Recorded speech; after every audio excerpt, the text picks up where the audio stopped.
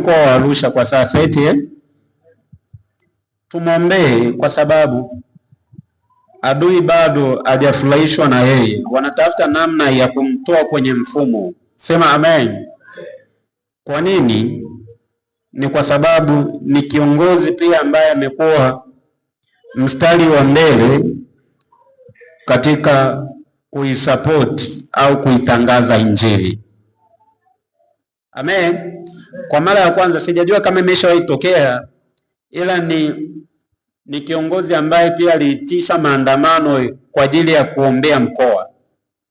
Sijajua kama ilishawahi tokea hapa Tanzania. Haya, kwa hiyo tumwombee huyu kiongozi, huyu mkuu wa mkoa wa Arusha. Mungu amlinde. Sema amen. Ni bado wanamtafuta, ni bado adui anatafuta namna ya kumshusha chini. Haleluya. Amen. Amani na iwe nani. Amen. Kama una amani mpigie Yesu makofi. Amen. Amen. Wana Arusha, kuna kipindi nilipotea hapa mjini na nikaanza kutafutwa. Wangapi wanakumbuka? Na wengine mlinitafuta kwa nguvu kubwa, yuko wapi? Ukweli nilikuwa naumwa na nililishwa sumu. Yasingekuwa maombi ya Watanzania na Mungu kumuinua Rais Daktari Samia Suluhu Hassan kusimamia matibabu yangu, nilitakiwa nife mwaka jana.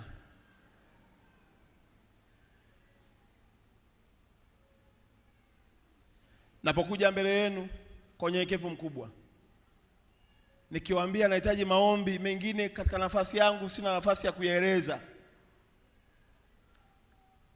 Lakini wako watu walitamani kuondoa uhai wangu katika nyakati tofauti tofauti.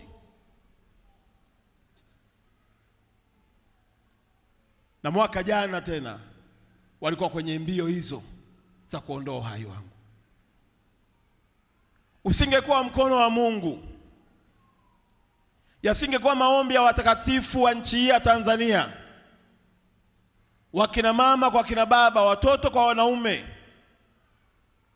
asingekuwa Mungu kumuinua Rais Samia kusimamia matibabu yangu,